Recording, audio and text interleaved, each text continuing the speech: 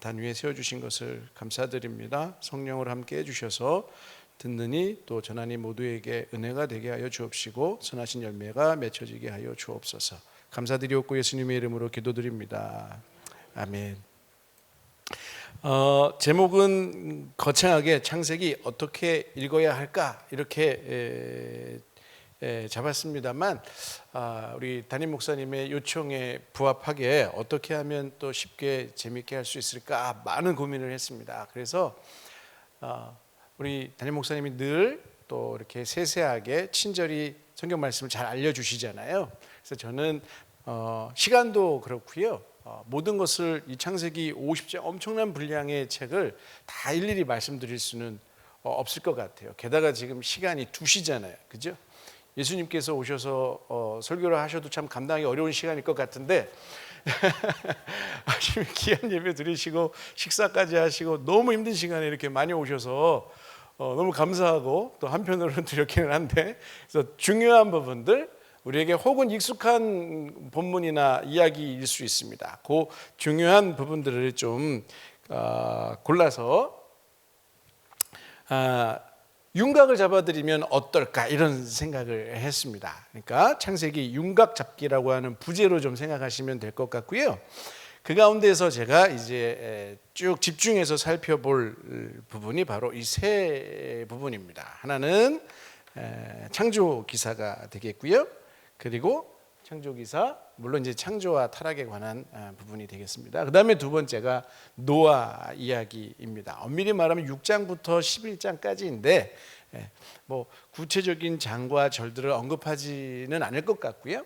그 다음에 11장 27절부터 해서 쭉 저 마지막까지 이어지는 족장 기사 요 부분들 중에서 핵심적인 어떤 내용들 기사 이런 것들을 좀 살펴보면서 여러분들과 이야기를 나누면 좋지 않을까 이렇게 생각을 하고 있습니다.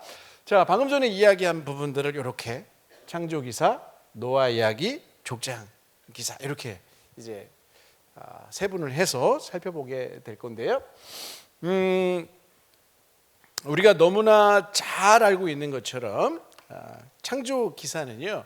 일단 1장 1절부터 2장 3절 그 다음에 2장 이제 그 4절부터 해서 2장 마무리까지 그 다음에 이제 3장 이렇게 해서 내용이 조금씩 바뀝니다.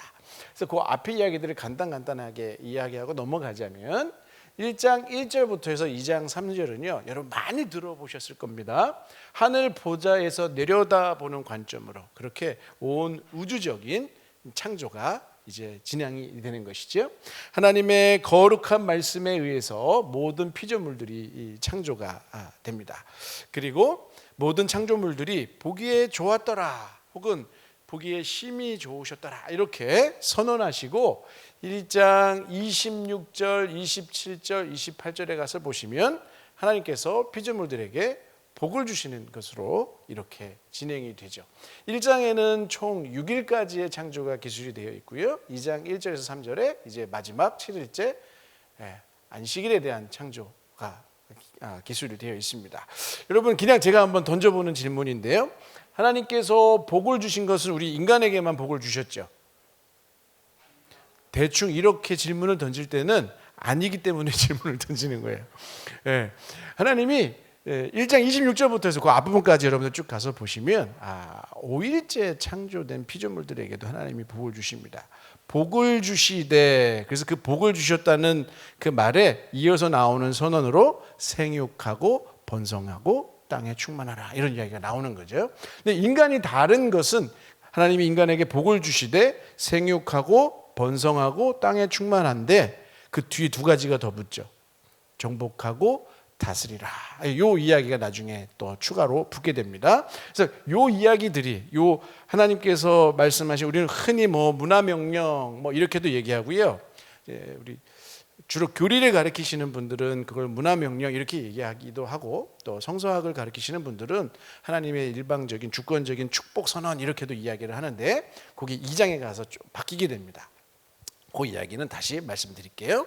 그리고 7째 날 모든 피조물들이 하나님께 드려진다는 차원에서 이제 안식일이 제정이 되는 거죠. 그러니까 우리가 흔히 1장을 얘기하면서 마지막 창조를 인간 창조로 해서 결론을 내리는 경우가 많은데, 사실은 2장 3절까지로 해서 보게 된다면 창조의 맨 마지막은 인간 창조로 해서 마지막 되는 것이 아니라, 끝나는 것이 아니라 안식일의 창조로 해서 마무리가 된다. 이렇게 우리가 생각을 해 볼 수 있겠습니다. 50장까지 가야 되니까 자세한 내용은 다 일일이 얘기하지 못하고 2장으로 넘어가야 될 것 같습니다. 자, 말씀드렸던 것처럼 2장 4절에서부터 에덴 동산 이야기로 이제 전환이 돼요. 앞부분에서는 하늘 보좌에서 내려다보는 방식으로, 그와 같은 관점으로 우주적인 창조가 쭉 기술이 되었다고 한다면, 이제 2장 4절부터는 에덴 동산에 관한 이야기, 이 땅의 이야기로 전환이 된다는 겁니다. 그러면서 하나님과 땅과 인간 사이에 인격적인 언약 관계의 설정이 그려지게 되고요.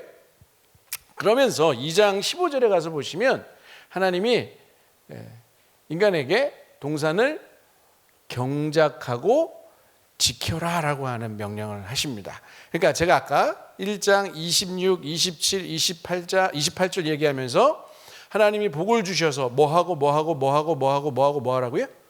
생육하고 번성하고 땅에 충만하고 정복하고 다스리라라고 하는 그 부분이 인간에게 주어진 아주 고유한, 어떻게 인간 스스로 생육하고 번성하고 땅에 충만하고 정복하고 다스릴 수 있겠어요? 하나님께서 그렇게 하게 해 주셔야 하는 것이죠. 그러니까 하나님의 의지가 그 안에 반영이 된 것인데, 여기 2장 15절에 가면 두 단어로 축약이 됩니다. 경작하고 지켜라. 이게 굉장히 은혜로운 말인데, 그냥 경작하다라고 말하면 아직 타락 이전입니다. 경작한다는 말이 노동한다는 말이에요. 열심히 일한다는 겁니다. 하나님이 지으신, 창조하신 피조 세계를 하나님의 창조의 목적과 질서에 부합되게 열심히 가꾸어서 그것이 그렇게 작동하게끔 하는 거고요. 그 다음에 이 창조 세계의 경계를 지켜라, 이렇게 얘기가 되어 있어요. 특강이니까, 예배가 아니고 특강이니까, 설교가 아니고 특강이니까 잠깐 원어적인 이야기를 하면 한번 따라해 보실래요? 아바드 해보십시오. 아바드. 예, 알을 보는 게 굉장히 힘든 일이죠. 알을 받는 게 힘들지 않으세요? 여러분들 예전에 연배가 저랑 비슷하거나 더 많으신 분들 여기 많으신데, 애를 받는다고 생각해 보세요. 얼마나 힘든 일이에요. 웃으라고 드리는 말씀에는 좀 웃어주셔야 됩니다. 이게 그래서 노동하다라는 거예요. 아바드라는 뜻이. 그런데 또 은혜로운 말이 뭐냐면, 이 아바드라는 말은 저 뒤에 출애굽기로 가서 보시면 하나님을 경배하고 섬기다라는 뜻으로도 사용됩니다. 똑같은 말이에요. 한 단어에 똑같은 뜻입니다. 그러니까 경작하다는 것이 하나님을 경배하고 하나님을 찬양하는 것, 예배하는 것과 구별이 된다, 구별이 되지 않는다? 구별이 되지 않는다는 거예요. 그 다음에 지키는 것, 요것도 아주 은혜로운 말입니다. 요 지킨다라는 말도 경계를 지킨다라는 뜻이긴 합니다만, 나중에 가면 하나님의 말씀을 지키고 순종한다는 뜻으로 쓰여요. 요거는 그래서 샤마르라고 합니다. 따라해 보실래요? 샤마르. 예, 아바드와 샤마르 하라, 이 말이에요. 이게 그 생육하고 번성하고 땅에 충만해서 정복하고 다스리는 것에 가장 집약적이고 함축적인 의미가 되겠죠. 너무 많은 이야기를 이 부분에서 할 수가 없습니다. 그리고 나서 우리가 너무나 잘 알고 있는 이 구절이 나옵니다. 선과 악을 알게 하는 나무의 열매는 먹지 말라. 이렇게 해서 결국 하나님의 창조 방식의 인격과 삶으로 순응해야 한다고 하는 그런 차원으로 이제 에덴 동산 이야기가 마무리가 되는 것이죠.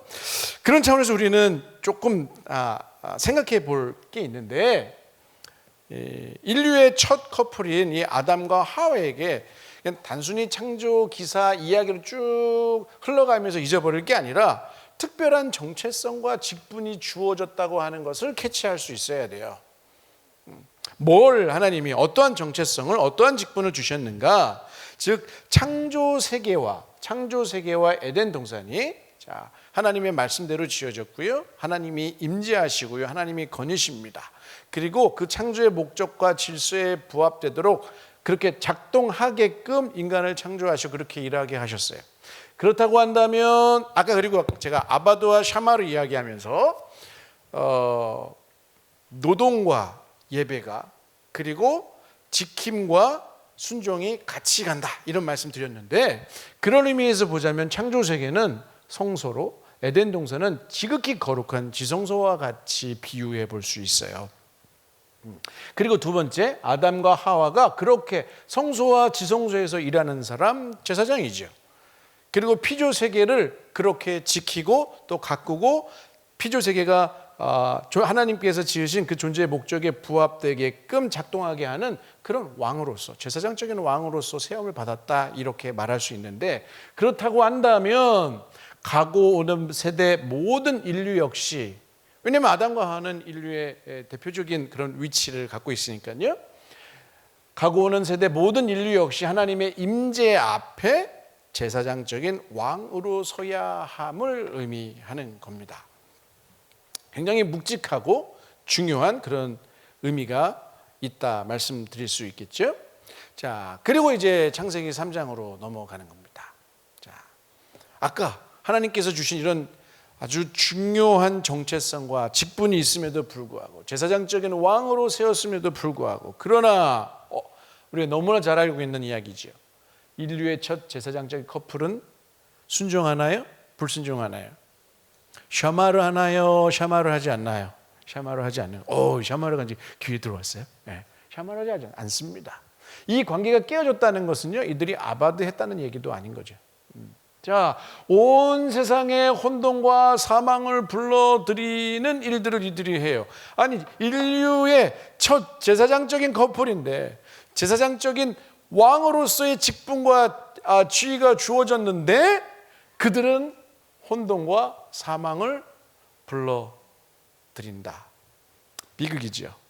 자, 에덴 동산에서 이들은 추방당합니다. 근데 우리는 흔히 에덴 동산에서 추방당한다 그러면 어떤 장소적인 개념으로만 늘 생각해 왔는데, 아니요, 하나님의 임재로부터의 추방인 것이죠. 어떤 장소, 이곳에서 이곳으로 나간다 이런 차원도 중요하겠지만, 더 중요한 것은 하나님의 친밀하신 그 임재가 그렇게 강력히 지배학적으로 나타났던 에덴 동산으로부터의 추방이기 때문에 결국은 하나님의 임재로부터의 추방이다 이렇게 생각할 수 있겠죠. 결과적으로 모든 후손들 역시 이렇게 부패한 제사장 공동체로 전락하게 되어 버렸다, 이런 이야기가 될 겁니다. 자, 이게 지금 창세기 1, 2, 3장의 이야기입니다. 이렇게 쭉 읽고 그냥 넘어갈 것이 아니라 우리가 생각을 해봐야 돼요. 우리 담임 목사님 늘 말씀하시잖아요. 설교하시면서 이 말씀을 나한테 적용해보고 내가 거기에 있었을 때 나에게 어떤 의미로 다가오는가, 이 질문을 늘 던지라고 얘기하시는데 이런 질문을 해볼 수 있을 것 같아요. 자, 그렇다면 그냥 아담과 하와가 에덴 동산에서 추방당했다, 하나님 임재로부터 추방당했다, 이것으로 끝나는 것이 아니라 이 부패한 제사장 공동체는 그렇다면 하나님의 임재 안으로 다시 되돌아갈 수 있을까? 다시 되돌아갈 수 있어야죠. 다시 되돌아갈 수 없다면 창세기 3장으로 해서 끝나는 거죠. 우리에게는 아무 소망이 없는 거예요. 자, 이 부패한 제사장 공동체는 하나님의 임재 안으로 다시 되돌아갈 수 있을까? 갈 수 있다면 어떻게? 자, 이 부패한 제사장 공동체는 하나님의 임재 안으로 다시 되돌아갈 수 있을까? 그리고 또한 자, 이 부패한 제사장 공동체는 그렇다면 어떻게 제사장적 왕으로서의 직분을 다시금 성취해 나갈 수 있을까? 아주 중요한 질문이 아닐 수 없어요. 근데 아까도 말씀드렸던 것처럼 이들 스스로 이 심각한 부정적인 상황을 타개해 나갈 수가 없어요. 자, 이 두 개의 질문에 대한 대답으로 하나님이 어떠한 대답을 주시냐면, 자, 새 아담, 새로운 아담으로서 노아를 창조하시는, 그리고 무지개 언약을 체결하십니다. 이게 이제 11장까지 내용 중에서 아주 중요한 부분이에요. 6장, 7장, 8장, 9장. 무지개 언약에 대한 이야기는 조금 이따 다시 또 하겠습니다. 그리고 저 뒤에 11장 27절부터 해서 50장 마지막 구절까지 족장들을 통한 구원 역사를 이어가시는 것이죠. 누가요? 하나님께서.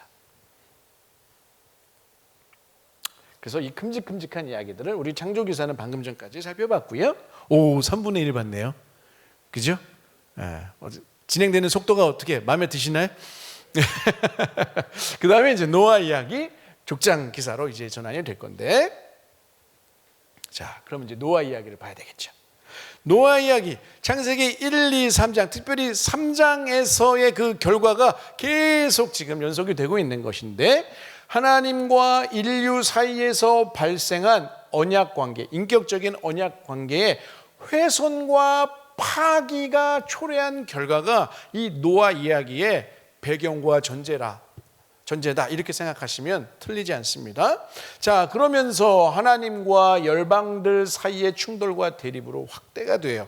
6장 전반부를 한번 읽어보시고요. 그 다음에 11장을 또 한번 읽어보시면 이 상황이 아주 잘 여러분들 머릿속에 그려지실 거예요. 자, 하나님께서 어떤 특단의 결심을 하셔야 될 순간이 되었습니다. 자, 창조 세계에 대해서 우리 창조기사에서 아까 잠깐 살펴봤었는데, 하나님께서 하셨던 보기에 좋았더라. 하나님이 지으신 피조물들을 향하여서 하나님이 직접 승인하시고 선포하셨던 보시기에 좋았다라고 했던 이 승인 자체가 취소돼 버려요. 그리고 자, 그 사람이 그 마음으로 생각하는 모든 계획이 항상 악할 뿐이다 라고 평가가 돼요. 안타깝죠. 부정한 자들을, 그렇기에 부정한 자들을 이 땅에서 모두 쓸어버리시겠다라고 하는 하나님의 결단이 이제 이어서 소개가 됩니다. 즉 모든 피조물들이 물의 심판대에 서게 되는 것이 여러 군데 6장에 5절, 7절, 8절, 11절, 13절까지. 자, 그렇게 해서 이제 노아의 홍수가 시작이 됩니다. 자, 하나님을 경홀히 여긴 인간 행위에 대한 우주적인 심판이에요. 아까 우리 창조 이야기하면서 우주적인 창조 이야기를 했었죠. 근데 심판이 이제 다시금 우주적인 심판으로 진행이 됩니다. 그런데 이제 방주를 하나님께서 노아에게 만들라 이렇게 마련하게 하시잖아요. 이 방주가 참 은혜로운데, 잘 생각해 보시면 여러분, 지금 창조 이야기와 노아 이야기가 같이 가고 있다, 그 안에 구도가 같이 가고 있다, 이런 것 좀 느끼실 수 있을 거예요. 자, 일단 방주에 대한 이야기를 조금 해보면요, 에덴 동산과 같이 하나님의 임재의 공간입니다. 여러분, 그냥 우리 일단 그냥 방주를 한번 생각해 보세요. 방주가 어떻게 되어 있을까요? 그 안에 뭐가 있을까요? 방주 안에 창문이 많던가요? 방주가? 빛이 잘 안 들어와요. 그 지금 밖에는 뭐가 내리고 있어요? 비가 내리고 있습니다. 뭐 오전, 오후, 한나절만 오는 비인가요? 하루, 이틀, 3일, 일주일? 아니요. 근 40일이 넘게 비가 쏟아지고 있습니다. 여름에 장마철 한번 생각해 보세요. 한 2, 3일만 비가 와도 눅눅하고 축축해서 또 옷들도 냄새나고 막 그러는데 지금 엄청난 비가 쏟아져 내리고 있습니다. 그 다음에 지금 그 온 하늘과 땅에서 솟아나오고 위에서 쏟아져 내린 그 비 때문에 엄청난 물이 확 흉용하고 있어요. 뭐 하기에 딱 좋은 날씨죠? 뭐 하기에 딱 좋은 날씨죠? 창세기 특강하기에 딱 좋은 날씨예요? 역시 은혜로우셔서. 썩고 부패하고 냄새나게. 그 배 안에는, 방주 안에는 동물들이 뭐 할까요? 주구장창. 상상력이 그렇게 많이 필요하지 않아요. 동물들 바깥에, 방주 바깥에서 하는 거 방주 안에서 그대로 하는 겁니다. 뭐 할까요? 주구장창 먹고 싸고가 중요해요. 잖아요. 밖과 안이 그냥 부패하고 썩어지기에 딱 좋은 환경이죠. 그런데 그곳이 어떤 곳이냐가 중요한 거예요. 에덴 동산과 같이 하나님이 임재하시는 공간이라는 거예요. 그냥 큰 배가 어떻게 둥둥 떠서 어떻게 다녔다, 이것보다도 그곳이 바로 하나님이 함께 하시는 공간이라는 것이죠. 그리고 에덴과 다른 점이 있다면 방금 전에 얘기했던 건데, 흉흉하는 바다의 혼돈과 무질서와 죽음의 위협에 노출되어 있는 곳이죠. 에덴 동산은 그런 곳은 아니었거든요. 근데 그런 곳을 박차고 나온 거예요, 인간이. 자, 하나님은 창조의 질서를 무효화시키려는 이 혼돈과 무질서와 죽음의 위협으로부터 노아와 그 짐승들과 가족들을 보호해 주세요.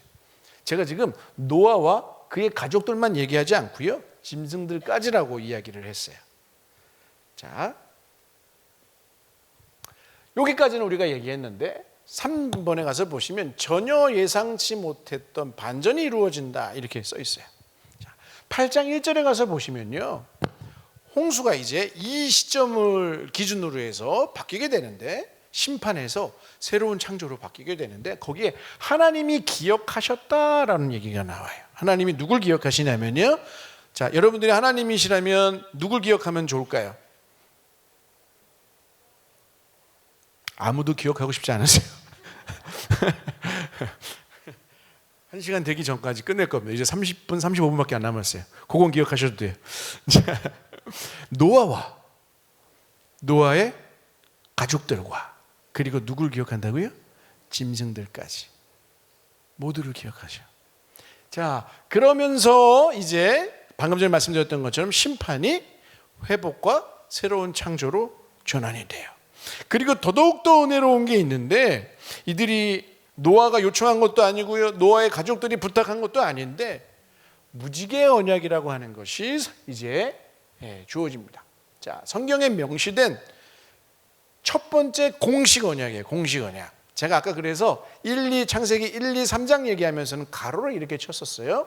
언약적인 요소들이 있긴 합니다만 거기에 언약이라고 하는 분명한 단어가 나오지 않기 때문에 제가 이렇게 가로를 쳤는데, 이 부분은 분명하게 언급이 되어 있습니다. 자, 물로 심판해야 할 만큼 분명히 부패하고 훼손된 피조 세계임에 분명한데, 그럼에도 불구하고 하나님은 이 의로운 노아와 그의 후손들, 그리고 땅의 모든 생물들, 즉 피조 세계를 다시는 홍수로 멸하지 않으실 것을 무지개를 통해서 약속하십니다. 그래서 무지개 언약이라고 불러요. 굉장히 은혜로운 부분인데, 뭐냐면 무지개의 의미와 모양을 좀 생각하시면 좀 남달리 여러분들에게 다가올 수 있습니다. 무지개라는 단어가 히브리어로 퀘셔트라고 하는데, 원어상으로는 우리가 생각하는 이런 무지개라는 뜻이 아니고요, 여기 뭐라고 써 있죠? 병기, 무기. 그리고 활, 병기, 무기의 모양으로, 활 모양으로 되어 있죠. 자, 여러분, 무지개가 하늘에 어떠한 모양으로 만들어지나요? 무지개가 이렇게 한번 그려보시죠. 저랑 다른 무지개를 보신 분이 계신가 싶어서. 이렇게 되어 있죠. 가끔가다 신대원에서 이런 얘기를 하면 굳이 이렇게 얘기하시는 분들이 있어요. 이렇게, 혹은 쌍무지개를 좀 본 적은 있습니다. 쌍무지개가 되면 이렇게 해서 이렇게, 때로는 원으로 되는 경우도 있긴 하더라고요. 이렇게. 이건 굉장히 드문 케이스인데, 보통 어쨌든 무지개는 이렇게. 자, 근데 방금 전에 이 무지개가 뭐라고요? 활. 자, 무기로서 이 활은 어떻게 사용되게끔 만들어진 거죠? 활에다가 화살을 걸어서 쭉 당겨서 쏘는 무기죠. 이런 모양으로 달려있다고 한다면, 자, 어디를 향해서 시위가 당겨져 있는 모양이에요? 하늘을 향해서. 만약에 거기에 지금 이게 활이라고 하는 뜻이라고 말씀드렸으니까, 화살을 꽂아서 당겨서 쏘면 화살이 어디로 날아가요? 땅으로 날아와요? 하늘로 날아가요? 하늘로 날아가죠. 천극, 하늘 저 끝을 향해서 시위가 당겨져 있단 말이에요. 이거 지금 누가 누구에게 하사하시는 언약이에요? 하나님께서 인간과 피조세계 모두를 향해서 주시는 언약인데, 그래서 자 보세요. 이 언약은 누가 지킬 수 있는 거예요? 인간이 지키는 거예요? 하나님이 지키시는 거예요? 하나님이 지키시는 것인데, 이렇게 되지 않으면, 즉 시위가 축 당겨져 가지고 화살이 날아가게 되면 어디로 날아간다고요? 하나님께로. 그러니까 자기 저주가 전제로 되어 있어요. 누가 손해보는 언약이에요? 하나님이 손해보시는 언약이에요. 이런 언약을 맺으실 필요가 없어요. 근데 이와 같은 언약을 맺으신단 말이에요. 하나님 스스로의 엄중한 맹세로의 징표가 바로 무지개라는 겁니다. 자, 하나님의 일방적이고 주권적으로 그렇게 하사해 주시는 무슨 선물? 은혜의 선물이죠. 노아의 홍수 이후 시대를 살아가는 모든 이들에게 온 우주의 왕이신 하나님이 직접 하사하고 승인하시는 그와 같은 언약을 상기시켜주는 은혜로운 매개물이 바로 무지개라는 겁니다. 저는 여기서 십자가를 봐요. 십자가는 신약에만 있는 게 아니라 구약에 이미 있어요.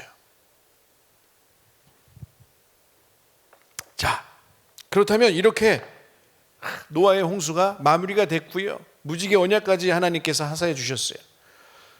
이렇게 해서 좀 긍정적으로 아름답게 이야기가 진행되면 너무 좋겠는데, 노아의 홍수 이후 인류는 어떻게 되었는가를 생각해 보면 또 딱히 그렇게 아름다운 그림은 아닌 것 같습니다.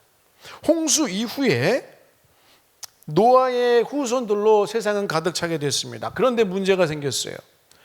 또다시 하나님을 향한 죄악으로 들끓어요. 여기 두 가지의 예를 들어놨는데, 바벨탑 사건으로 해서 노아 이야기 맨 마지막까지 끝이 나거든요. 그럼 이렇게 생각해 볼 수 있겠죠. 노아의 후손들도 하나님을 향한 갈등과 죄악 속에서 살아갈 겁니다. 살아가요. 자, 물은 그쳤지만, 이게 또 역설인데, 열방의 물은 그쳤지만 뭐가? 혼돈으로 가득한 물처럼 온 땅을 뭐로? 죄악으로 뒤덮어버려요. 물이 빠지지 않는 게 나았을까요? 응? 자, 이제 노아 이야기까지 이야기했어요. 3분의 2가 진행이 됐네요. 와, 이제 뭘 얘기할까요? 자, 족장기사 이야기를 해야 될 것 같습니다. 너무 절망스럽죠. 노아 이야기의 결말까지 해서 무지개 언약 이후로 다 끝나면 좋겠는데, 그 이후로 또 살펴봤더니 또 금세 심판 이전으로 돌아가는 것 같은 느낌이 들어요. 특단의 조치가 필요합니다. 자, 역시 이 절망스러운 상황을 누가? 하나님께서 스스로 타개해 나가시기 시작하세요. 그 첫 번째 단계가 바로 아브라함을 열방의 혼돈으로부터 구별해 내시는 겁니다. 그렇게 해서 시작되는 구절이 바로 12장 1절이에요. 한번 읽어볼까요? 시작. 본토 친척 아비의 집을 떠나 내가 너에게 보여줄 땅으로 가라. 이렇게 되어 있죠.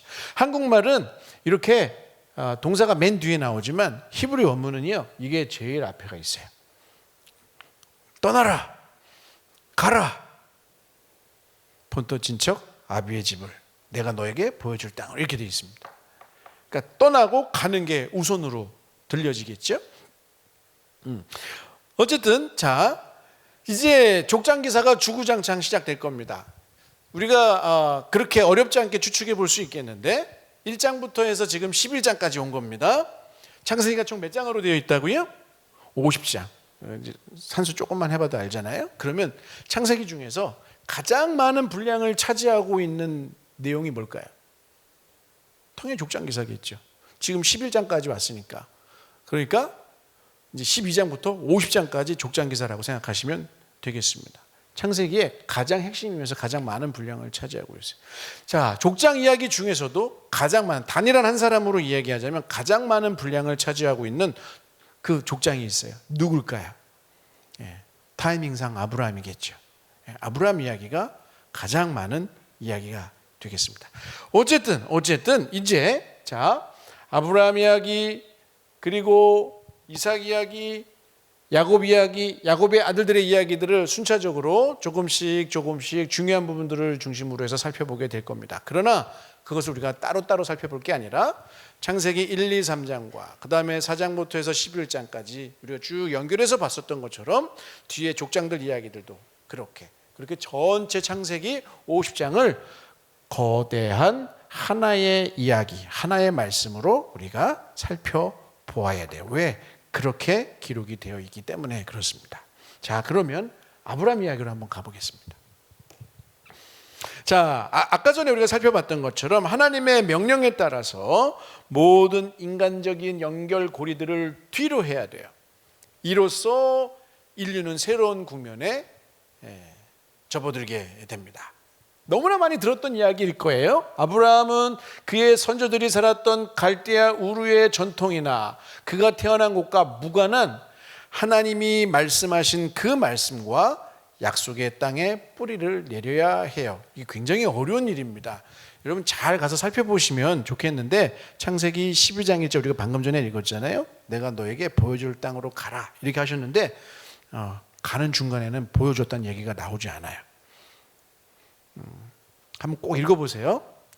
지금 생명양식하며 쭉 읽어보고 계실 텐데 언제 가서 하나님이 보여주시냐면 그곳에 다 도착했을 때 보여주세요. 굉장히 멀고 험하고 어려운 길인데 가는 중에는 보여주지 않으시고 그곳에 도달했을 때 가서야 하나님이 보여주십니다. 그리고 그곳에 그러니까 뭐만 의지해야 되는 거예요? 하나님의 말씀만 의지해야 돼요. 그 하나님이 말씀하신 그 말씀과 약속의 땅에 이제 새롭게 뿌리를 내려야 됩니다. 그러면서 2절 3절에 아까 우리 12장 1절만 얘기했었는데 하나님의 구체적인 축복 선언이 제시되죠.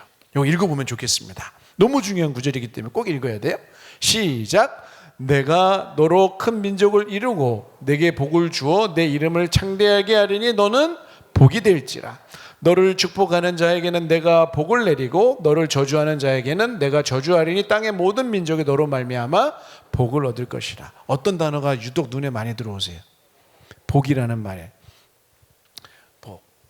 여기 제가 보건대도 하나, 둘, 셋, 네 번, 5번 정도가 나오고요. 여기 저주라는 말도 복의 반대말로 표현되었기 때문에 6번, 7번 등장한다, 사용된다 이렇게 하시는 분들도 있어요. 학자들 중에는 뭐 틀리지 않다고 생각합니다. 근데 이렇게 얘기하는 이 복에 우리 처음 나왔던 복이 어디서 선언됐었죠? 아까 얘기했었잖아요. 창세기? 당연히 창세기 특강이니까 창세기겠죠? 창세기 어디서 우리가 복이라는 단어를 처음 얘기했었죠? 창세기 1장에서 복을 주셔서 생육하고 번성하고 땅에 충만하고 정복하고 다스리고 저 뒤에 경작하고 지키게 하셨다 그랬잖아요.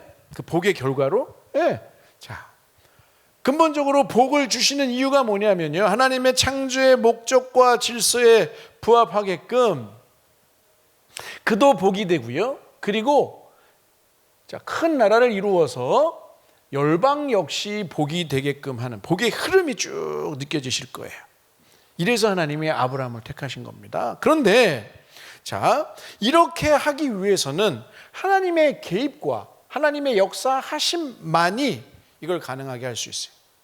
하나님의 개입, 하나님의 역사하심만이 하나님과 인간 사이의 갈등 그리고 문제적인 상황을 풀어갈 수 있는 유일한 열쇠라는 것을 아브라함이 깨닫다가 놓쳤다가 깨닫다가 놓쳤다가 깨닫다가 놓쳤다가 깨닫는 이와 같은 과정이 저 24장까지 쭉 이어지는 그런 굴곡의 삶의 여정이라고 생각하시면 되겠습니다. 자, 이와 같은 놀라운 하나님의 축복 선언을 받았는데 아브라함이 직면하는 현실이 그렇게 녹록치 않는다는 것이 문제였습니다. 자, 예전에 그에게 너무 익숙했었고요, 자기의 모든 기득권과 인맥과 문화적인 어떤 연결고리들 그거 다 없이 이제 약속의 땅에서 나그네로 살아가야 되는 겁니다. 지금도 이게 순탄치 않지만 그 예전 시대는 더더욱더 힘들고 어려운 이야기이죠.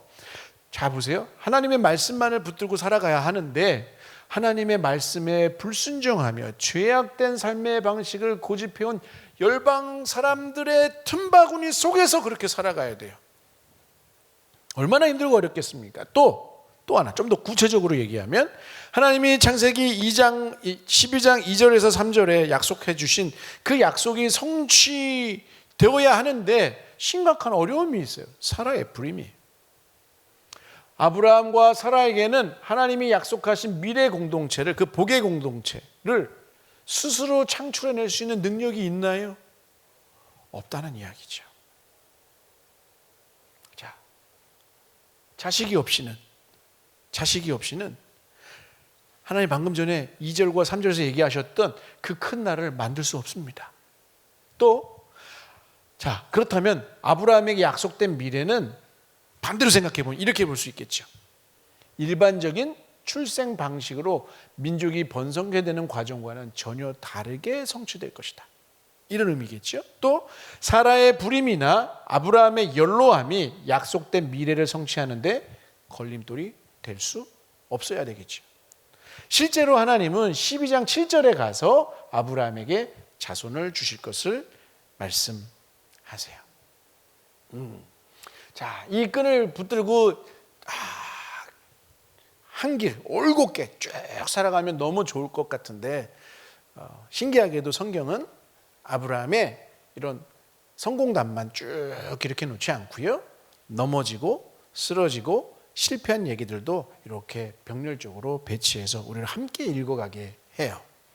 자, 요걸 이야기하려고 하는 겁니다. 방금 전에 우리 12장 7절까지 봤는데 그 뒤에 바로 요 애굽왕 바로와 관련된 이야기가 나오고요. 아브라함 이야기가 저 끝나가는 마지막 부분 즈음에 그랄 왕 아비멜렉의 이야기가 나옵니다. 요 이야기와 요 이야기는 사실 비슷한 이야기예요. 비슷한 이야기로 시작하고 비슷한 이야기로 끝난다는 얘기가 되겠죠. 이게 무슨 얘기가 나오죠 여기서? 자기 아내 사라를 이런 표현을 쓰긴 좀 뭐하긴 한데 완곡하게 표현하자면 넘겨주는 이야기가 나와요. 한 번이 아니고요, 두 번이. 약간 이 집안의 내력인 것 같은데 이 아브라함이 늦은 나이에 얻은 약속의 씨앗 누구예요? 이삭도 비스무리한 일을 범하잖아요. 자, 가정 안팎에서 벌어지는 부정적인 사건들입니다. 애굽왕 바로에게 아내를 넘겨주는 이야기가 나오고요. 여기도 마찬가지입니다. 그리고 집 안에, 요건 이제 사라가 한 행동인데요. 하갈을 인간적으로 대를 잇기 위해서 아브라함에게 아내로 맞이하게끔 하는 내용이 나오죠. 자, 아브라함이 직면한 근본 문제들을 해결해 나가는 과정 중에서 벌어지는, 죄송합니다만, 부정적인 사건이에요. 자, 조금 더 구체적으로 한번 살펴보겠습니다. 애굽왕 파라오 그리고 아비멜렉은요, 사라가 아브라함의 씨를 통해 약속의 후손을 잇는데 위협을 가하는 장애물들이 되죠. 하나님의 약속은 아브라함과 사라 사이에서 태어난 그 약속의 씨앗을 통해서 하나님이 말씀하신 그 약속이 성취되기를 바라고 계세요. 그런데 아브라함이 자기의 와이프를 넘겨주다니.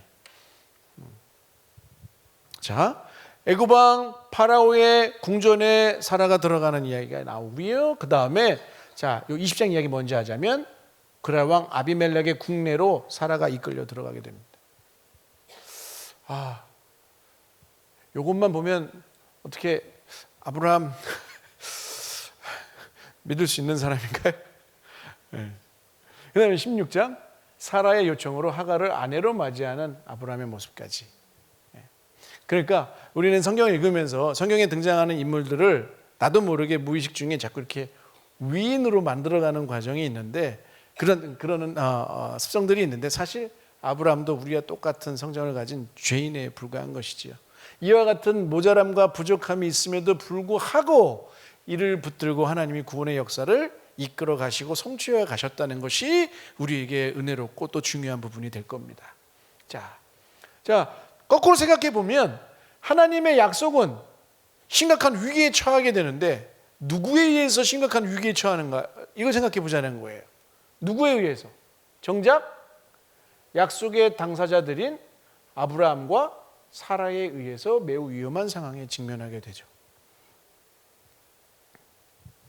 자, 이 와중에 하나님이 언약을 맺으십니다.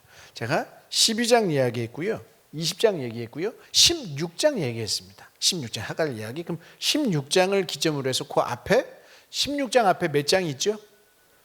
제가 굉장히 심오한 이야기를 묻습니다. 16장 앞에 15장이 있고요, 16장 뒤에는 감사합니다, 17장이죠. 오늘 은혜 받으신 게 맞습니다. 뭐 아멘이에요. 자, 15장에서 하나님이 언약을 다시금 이제 체결해 주시는데, 자, 상속자와 땅에 대한 약속을 하십니다. 12장 사건만 보면 저 같으면 상속자와 땅에 대한 약속 하지 않을 것 같아요. 12장 1, 2, 3절에서 하셨던 약속 전부 다 취소시켜버리고 저는 아브라함 다시는 안 볼 것 같아요. 제 죄송 때문에 그런가? 어쨌든 자, 그리고 15장 6절에 가서 보시면요, 아브라함은 야훼를 믿으며 야훼께서는 그의 믿음을 의로 여기신다. 이신칭의에 대한 언급이 성경에서 처음 나오는 대목이 바로 여기입니다. 근데 그리고 나서 이 아브라함과 이스라엘, 가나안 땅 고대 근동 사람들이 모두에게 친숙한 방식으로 언약을 체결하시는데, 짐승을 가져다가 위에서 아래로 쪼개고 양쪽으로 벌려놓습니다. 그리고 그 사이를 지나가면서 언약을 맺는 두 당사자가 이제 언약에 따르는 어떤 시혜와 혜택, 호혜, 요것뿐만 아니라 언약에 충실히 임하지 않았을 시에 받게 되는 그런 책임과 의무까지 함께 약속을 하는데, 이 책임과 의무도 다 하지 않게 되면 어떻게 된다? 양쪽에 쪼개서 벌려놓은 짐승과 같은 운명을 내가 기꺼이 맞이하겠노라 라고 하는 약속까지 겸해서 하는 거거든요. 그 약속을 지금 하나님이 하시는 거예요. 누구와? 아브라함과 맺는 거예요. 자, 그런데 이 15장 본문을 자세히 살펴보시면 타는 횃불 모양으로 쪼갠 고기 사이를 하나님만 지나가세요. 무지개 언약과 비슷하게 하나님만이 그 쪼갠 고기 사이로 지나갑니다. 하나님이 그러니까 이와 같은 약속의 내용들을 하나님이 스스로 일방적으로 또한 성취해 주시겠다고 하는 은혜의 언약이 되겠죠. 자, 여기 마찬가지로 자기 저주의 형태의 언약적인 의무가 나오고요, 왕이나 종주가 봉신에게 하사하고 승인하는 조약 체결의 형태. 그래서 여러분들이 그 스터디 바이블 이렇게 쭉 살펴보시면 밑에 종주 봉신 조약 뭐 이렇게 설명이 나와 있는 이유가 바로 이런 이유 때문입니다. 자, 이 언약을 통해서 땅이 아브라함에게 영속적으로 주어집니다. 그리고 그의 자손들 역시 아브라함에게 주어진 선물로 인하여서 즐거워할 것이에요, 앞으로 계속해서. 그러나 방금 전에 아브라함의 의로움을, 그 믿음을 의로 여기셨다 하셨던 것처럼 아브라함만큼이나 그의 자손들도 이제 하나님과의 관계 가운데서 의로워야만 합니다. 자, 그리고 제가 15장 얘기했었고요, 16장에 하갈 이야기 나오고 17장 바로 아브라함 언약이 또 한 번 언급이 됩니다. 이 아브라함 언약은요, 앞에 있었던 언약과 달리 할례를 행할 것을 명령하시는 거예요. 할례 어디에 행하는 거죠? 할례가 뭐예요? 생명을 만드는 신체 기관에다가 언약의 표시를 하는 겁니다. 그렇게 해서 15장에 맺으신 언약을 다시금 확고히 하시는 거예요. 아브라함과 그의 후손들은 할례가 상징하는 것처럼 이제 스스로를 야훼 하나님께 복속시키고 그 언약적인 의무와 책임을 수용하고 최선을 다해서 살아가는 그와 같은 언약 백성으로서의 삶을 살아가야 돼요. 그리고 나서 이제 약속의 씨앗인 이삭의 출생이 예고가 되는 것이죠. 이게 아브라함 언약입니다. 우리 아브라함 언약 15장, 17장까지 이야기를 했어요. 아브라함 이야기가 굉장히 길고 또 내용이 많은데 여기까지만, 아브라함 이야기는 여기까지만 이야기를 하고 그 다음 마지막 섹션, 마지막 섹션이 아니네요. 죄송합니다. 야곱 이야기와 야곱의 아들들의 이야기를 하려고 합니다. 아까 이삭 얘기했었잖아요. 예, 맞아요. 근데 이삭은요, 아브라함 이야기의 후반부로 가시면 아브라함 이야기에 편입된 채로 이야기가 진술되고요. 그 다음에 야곱 이야기로 가면 또 야곱 이야기에 편입된 채로 이야기가 진술이 돼요. 그래서 이삭만을 따로 떼어놓고 이야기를 하지 않아도 되는 겁니다. 이제 족장기사 특히 야곱 이야기를 통해서 살펴보시면 좋을 것 같은데, 여기에서 부각되는 것은 그러니까 이삭이 아니라 에서와 야곱의 대결 구도를 통해서 이제 야곱이 부각이 되겠죠. 자, 야곱 이야기 좀 해보겠습니다. 야곱 이야기 본래, 자, 아까 여기 아까 방금 전에 앞부분에서 제가 이 이야기를 했었는데, 여기 에서와 야곱의 대결 구도가 본격화된다. 형과 동생의 대결 구도가 본격화된다. 이렇게 생각하시면 되겠습니다. 자, 누가 형이죠? 에서죠. 누가 장자예요? 네. 요셉이 동생이고 차자입니다. 자, 본래 장자의 상속권, 우리 야곱 이야기 너무나 잘 알고 있는 것처럼 팥죽 한 그릇으로 장자의 고난을 빼앗고요, 아버지를 속여서 또 축복을 받는 이야기가 나오잖아요. 자, 본래 장자의 상속권은 신명기 21장에 가서 보면 성경에도 이렇게 기록이 되어 있어요. 그의 아버지의 기력이 시작인 장자에게 주어지는 것. 이게 꼭 성경에만 있는 이야기인가요? 우리도 그렇잖아요. 뭐 요즘은 장자에 대한 이야기가 그렇게 많이 한국에서도 부각되지 않지만, 제가 어렸을 때만 해도 그랬던 것 같아요. 제가 어렸을 때만 해도 우리 할머니께서 아랫목에 이렇게 밥, 뭐라 그러죠? 양재기라 아닌데 뭐라 그러지? 무슨, 아시는 것 같네요. 그래서 거기다 이렇게 놓고, 큰아버지 그리고 이제 장손은 이 밥 먹어야 된다. 그리고 다른 동생들이나 혹은 여자 형제들이 그 밥 먹겠다고 하면 아주 난리가 났었던 기억이 나요. 최근까지도. 근데 이게 얼마나 심했겠어요? 자, 그러니까 창세기에서 더 어린 아들이 장자의 상속권을 차지한다거나 혹은 형보다 더 중요한 인물로 묘사되는 것은 매우 이례적인 일이에요. 그것도 성경을 시작하는 제일 첫 번째 책에서. 이와 같은 구도가 제일 많이 나오는 책이 창세기예요. 누구 있을까요? 가인과 아벨. 또 누가 있을까요? 이삭과 이스마엘. 또 누가 있을까요? 여기도 있잖아요. 에서와 야곱. 또 누가 있을까요? 또 있어요. 레아와 라헬. 또 누가 있을까요? 또 있어요. 요셉과 그 형들. 에브라임과 므낫세. 다 생각해 볼 수 있거든요. 이상하죠? 이와 같은 이야기들이 왜 이렇게 창세기에 많이 나오는지.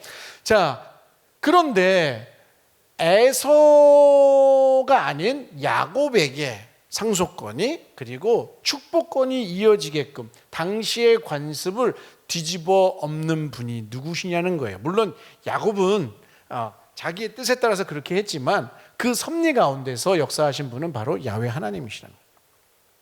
창조의 목적과 섭리에 따라 언약 성취를 위한 하나님의 방편으로서 하나님이 그렇게 하시죠.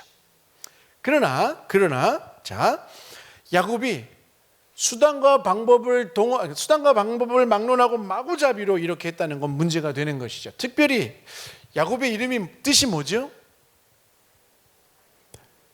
발 뒤꿈치를 잡는 자. 굉장히 완곡하게 부드럽게 표현해 놓은 거예요. 저는 예전에 예수 믿는 가정에서 태어나지 않아가지고 처음에 성경을 읽을 때 발 뒤꿈치를 잡는 게 뭐가 그렇게 잘못인지 잘 몰랐어요. 나중에 보니까 이게 뒤통수 친다는 거예요. 사기꾼이라는 뜻이에요.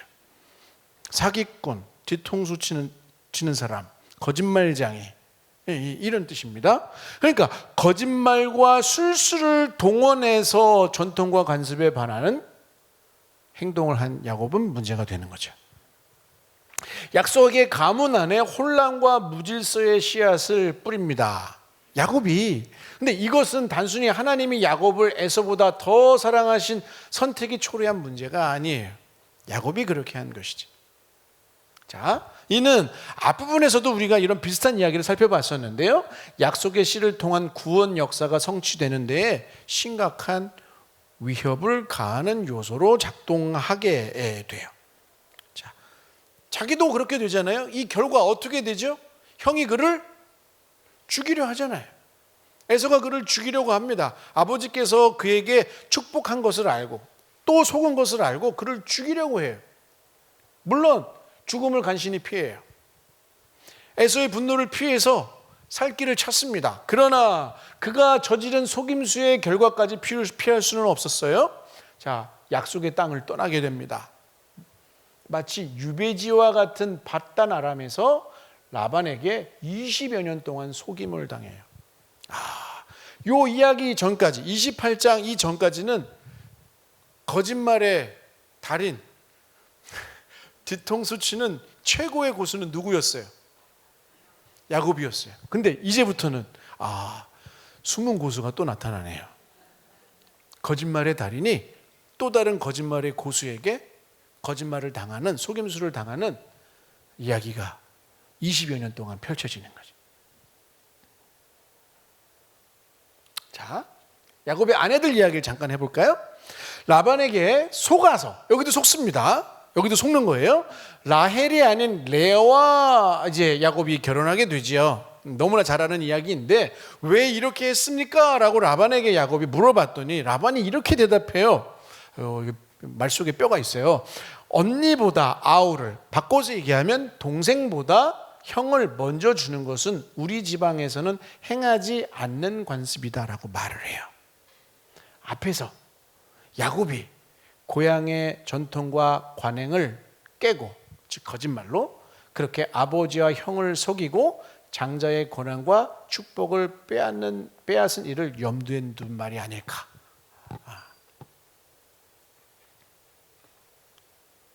자, 야곱의 아내들 레아와 라헬 그리고 빌하와 실바. 자, 형제간의 충돌과 대립. 아까 에서와 야곱의 이야기가 이제는 두 자매 사이의 경쟁과 갈등으로 치닫게 되고요. 그러면서 이 둘의 출산 경쟁은 자녀를 많이 낳는 복과 관련되어 있습니다. 물론 그냥 많이 낳는 것만으로 복이 성취되는 건 아니죠. 단순히 자식들만 많이 낳는 것이 아니라 언약 백성이 되어야 되는 것이죠. 자, 그렇게 하나님의 개입을 통해서 라헬이 요셉을 낳음으로, 마지막 요셉을 낳음으로써 둘 사이의 경쟁과 갈등은 해소가 됩니다. 그리고 나중에 이제 베냐민이 태어납니다만, 그러면 이렇게 둘 사이에 레아와 라헬 사이의 경쟁이, 갈등이 끝나는 것으로 이야기가 끝나는 것이 아니라 형제 누구와 누구의 갈등이 남아 있어요? 에서와 야곱의 갈등이 남아 있죠. 어떻게 해결이 되는가? 자, 하나님이 밧단 아람에 있는 야곱에게 이제 약속의 땅으로, 고향 땅으로 돌아가라고 말씀하십니다. 그냥 돌아올 수가 없죠. 왜냐하면 떠나갈 때 왜 도망쳤죠? 형이 그를 죽이려고 했었으니까. 자, 그런데 돌아오는데 그냥 막 달려가서 형을 만나는 게 아니고요. 자, 마하나임과 브니엘에서 하나님과 대면해요. 마하나임, 여기 하나님의 사자가 이제 나타났다고 하는 부분인데 죄송합니다. 오타가 있네요. 마하나임, 하나님의 군대, 진영, 이제 이런 뜻이고요. 그 다음에 프니엘도 얼굴이라는 뜻이에요. 하나님의 얼굴.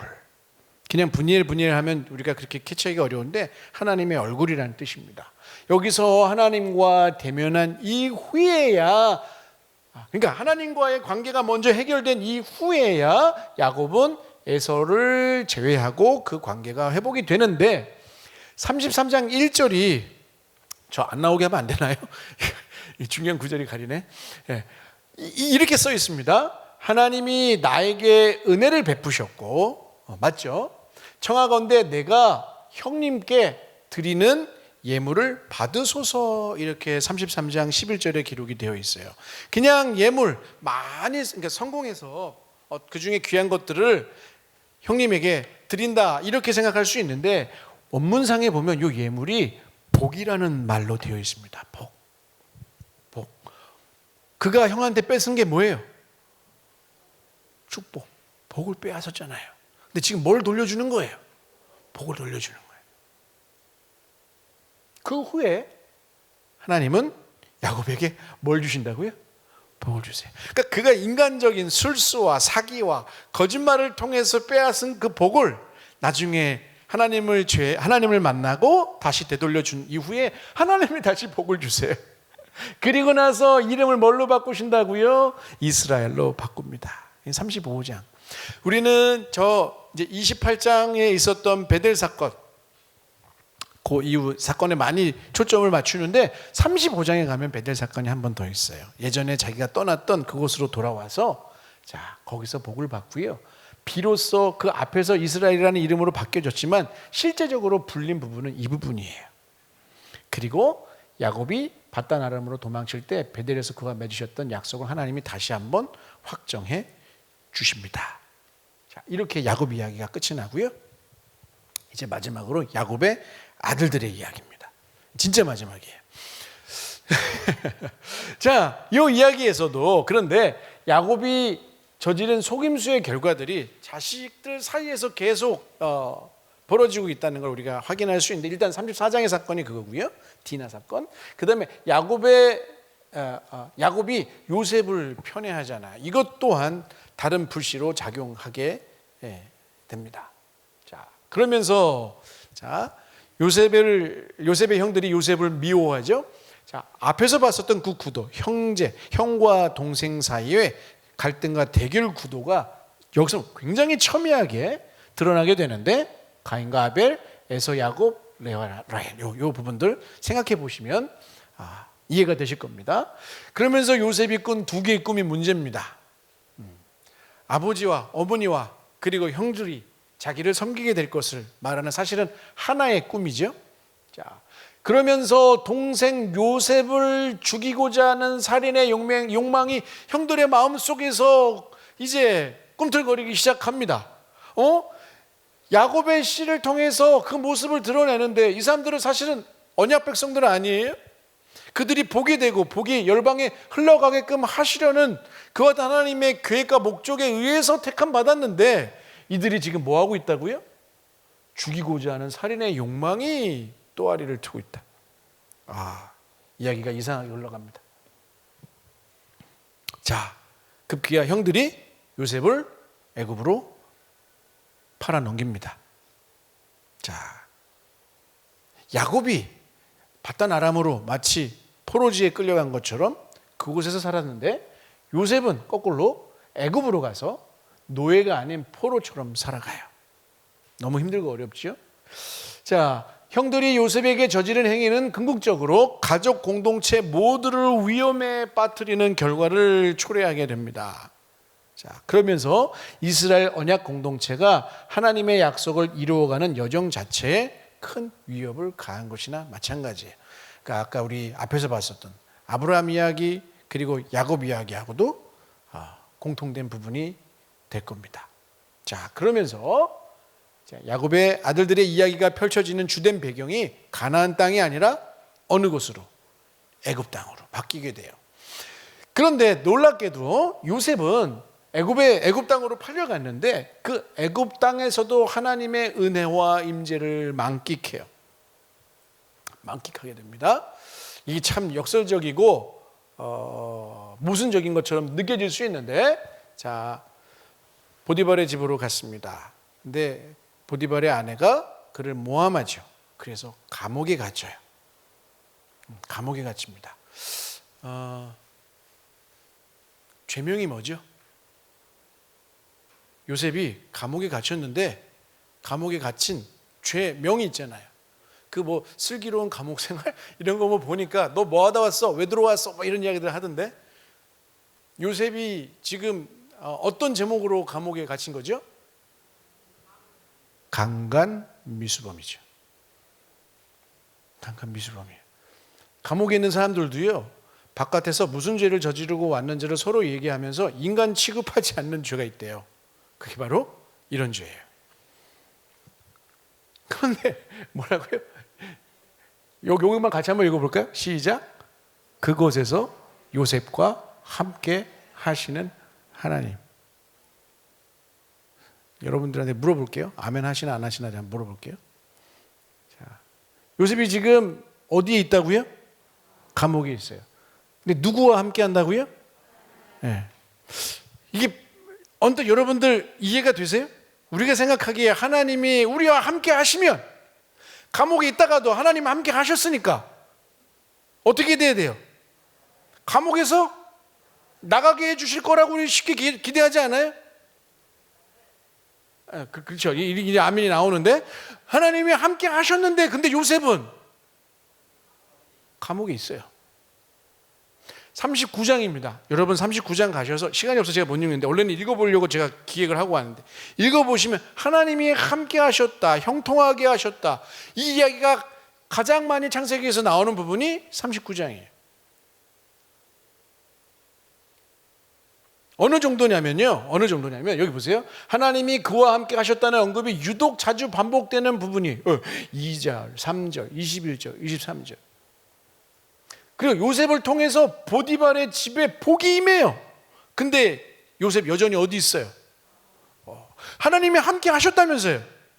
그러면 감옥은커녕 감옥에서 나오서는 아버지 땅으로 확 다 보내줄 것 같은 그런 생각을 하는데, 여전히 요셉은 어디 있다고요? 하나님이 함께 하신다고 하는 그 결과를 우리가 좋아하고 우리가 바라는 것에 이렇게 딱 틀에 끼워 넣지 않아야 될 것 같아요. 자, 좀 더 얘기를 해볼게요. 자, 그리고 하나님의 정하신 시간, 섭리에 의해서 이제 바로의 꿈을 해석하게 되죠. 그 감옥에서 술 맡은 관원장, 떡 맡은 관원장의 꿈을 해석해 줬기 때문에 공교롭게도 그 사람들은 금방 다 잊어버려요. 그러다가 나중에 본인들이, 특히 술 맡은 관원장이 위기에 처하자 그제서야 요셉을 기억해내고 수년 후에 바로 앞에 서게 하는데, 바로가 이런 고백을 합니다. 바로의 꿈을 해석해 주니까 요셉이 바로에게, 바로의 꿈을 해석해 주니까 바로가 이렇게 얘기해요. 뭐라고 얘기하냐면, 이것도 한번 읽어볼까요? 시작. 이와 같이 하나님의 영에 감동된 사람을 우리가 어찌 찾을 수 있으리요? 하나님이 이 모든 것을 너에게 보이셨으니 너와 같이 명철하고 지혜 있는 자가 없도다. 너는 내 집을 다스리라. 누가 한 말이에요? 파라오가 한 말입니다. 파라오가 하나님을 아는 사람이에요? 아니에요. 하나님 말씀을 아는 사람이에요? 아니에요. 주일날 우리처럼 예배드리고 특강 듣는 사람들이에요? 아니에요. 근데 그 사람이 지금 이렇게 고백하고 있어요. 바로의 꿈을 해석하고 하나님의 섭리 가운데 애굽의 총리가 돼요. 그냥 높은 자리에 오르는 것이 아니라 목적이 있어요. 장차 이 말 기근을 대비하고 열방에게 복이 흘러가게끔 하기 위한 그와 같은 일로 지금 바로 앞에 서게 된 것이죠. 자, 애굽을 둘러싼 광범위한 지역에서 하나님의 역사와 섭리에 따라 인류와 피조물들이 생명을 유지하도록 지혜롭게 경영하는 그런 대비책을 요셉이 마련한 것이죠. 그리고 아브라함의 씨, 복의 씨, 이 언약의 씨인 요셉의 의로운 통치 덕분에 열방은 엄청난 기근이 불러온 대혼란의 tum바구니 속에서 마치 엄청난 물이, 파도가 흉용하는 그 엄청난 홍수 가운데서도 방주를 통해서 살아남은 노아와 노아의 가족들과 짐승들처럼 그렇게 살아남습니다. 자, 그렇게 온 세상 사람들을 구하기 위한 지혜로운 계획을 시행하는 중에 요셉은 형들과의 갈등을 주도적으로 해소시켜 나가게 돼요. 42장부터 보시면요, 형들과 대면한 요셉은 그들이 자신에게 저지른 범죄를 인정하게 만듭니다. 회개하게 만드는 거예요. 고백하고 인정하고 돌아서게끔 자신들의 손으로 동생을 어떻게 죽음의 구렁텅이로 몰아넣었는지, 이게 37장에 나오는 내용이거든요. 여기도 한번 가서 보시면 어떻게 이 사람들이 이럴 수가 있지, 이런 것들을 그 감정과 그 행동의 그 기술들을 보면서 놀라움을 금치 못하는데, 이것들을 형들이 42, 43 쭉 가서 보시면 다시 떠올리게 되는 거예요. 그리고 요셉은 형들에게 자신이 누구인지를 비로소 밝히고, 그들이 죽이려고 했었던 그 동생, 형들이 그를 애굽으로 팔아넘긴 일 배후에서 역사하신 하나님의 목적, 즉 온 인류를 구원하기 위한 하나님의 섭리로 설명해요. 와, 어떻게 이렇게 말할 수 있지? 45장 5절과 8절에 이렇게 써 있어요. 같이 한번 읽겠습니다. 시작. 당신들이 나를 이곳에 팔았다고 해서 근심하지 마소서. 한탄하지 마소서. 하나님이 생명을 구원하시려고 나를 당신들보다 먼저 보내셨나이다. 8절에 이렇게 써 있어요. 시작. 그런즉 나를 이리로 보낸 이는 당신들이 아니요 하나님이시라. 네, 오랜 세월 동안 감옥에서 힘들고 어려운 고통 중에 이와 같은 깨달음에 믿음에 도달한 것이겠죠. 하나님의 섭리와 목적에 대한 믿음, 이것으로 인하여 요셉과 형들은 마침내 화해를 하게 됩니다. 이렇게 해서 마치 창세기 50장이 다 끝나는 것 같아요. 그러나 한 가지 중대한 문제가 남아있어요. 야곱의 가족 모두 지금 어디에 있어요? 약속의 땅이 아닌 애굽 땅에 있습니다. 애굽 땅에 있어요. 그러나 야곱에게 애굽으로 내려가라고 말씀하시는 분 누구세요? 하나님이시죠. 애굽으로 내려가기를 두려워하지 말라. 내가 거기서 너로 큰 민족을 이루게 하리라. 창세기 12장 1, 2, 3절로 계속 다시 또 들어가는 느낌이 들죠? 예. 내가 너와 함께 애굽으로 내려가겠고, 하나님이 함께 하신대요. 그리고 반드시 너를 인도하여 다시 올라올 것이다. 자, 놀랍게도 야곱의 후손은 가나안이 아닌 애굽 땅에서 엄청난 번성을 이루게 됩니다. 15장에 나와 있는 이야기이기도 해요. 뿐만 아니라 애굽은 하나님의 백성에게 번영과 부귀까지 선사해 주시죠. 나중에 출애굽할 때의 상황과 아주 비슷해요. 자, 그리고 나서 이제 야곱이 세상을 떠납니다. 애굽으로 내려가 자손을 축복한 이후에 야곱은 그곳에서 생을 마감해요. 야곱의 아들들은 그를 약속의 땅 막벨라굴에 장사 지내게 되죠. 그렇게 야곱은 약속의 땅으로 귀향해서 그곳에서 약속의 성취를 대망하게 됩니다. 어떤 시적인 표현 같죠? 네. 자, 그리고 야곱이 죽은 이후에 또한 요셉마저도 생을 마감하는데, 숨을 거두기 직전 요셉도 하나님이 그의 가족 모두를 약속의 땅으로 인도하여 내실 때 자기의 유고를 가져갈 것을 유언합니다. 그도 그렇게 애굽 땅을 떠나서 약속의 땅으로 귀향할 그날을 기다리게 되는 것이죠. 자, 그렇게 창세기가 끝이 나요. 자, 창세기 결론부에서 문제적인 상황 및 갈등이 다 해소된 것 같아요. 그런데 한번 여러분 생각해 보시면 너무 좋겠는데, 창세기 1장이 어떻게 시작됐었죠? 하나님의 말씀으로 온 우주가 창조되는 장엄하고 위대한 창조의 역사로 시작이 됐어요. 그렇죠? 생명이 태동하고요, 놀라운 하나님의 위대한 역사를 우리가 느낄 수 있게끔. 그런데 창세기 50장 맨 마지막에 어떻게 끝나는지 한번 보실래요? 창세기 50장 맨 마지막 구절 한번 읽어보셨으면 좋겠는데요. 같이 자, 읽겠습니다. 시작. 요셉이 110세의 죽음에 그들이 그의 몸에 향재료를 넣고 애굽에서 뭐 하였더라? 입관하였더라. 입관하였더라. 입관이 뭐예요? 시신을 관에다가 넣는 의식을 입관하였다. 생명으로 하나님이 위대하신 그 말씀으로 창조된 그 장엄하고 위대하고 영광스러운 그 생명의 창조 이야기로 시작이 됐는데, 맨 마지막이 죽음으로 끝나요. 엄청나게 큰 반전 아니에요? 그러면서 다시금 출애굽기 1장으로 넘어가면 생명의 역사가 다시 약동합니다. 생육하고 번성하고 땅에 충만한 이스라엘 백성들의 이야기가 1장부터 다시 출애굽기 1장부터 시작이 돼요.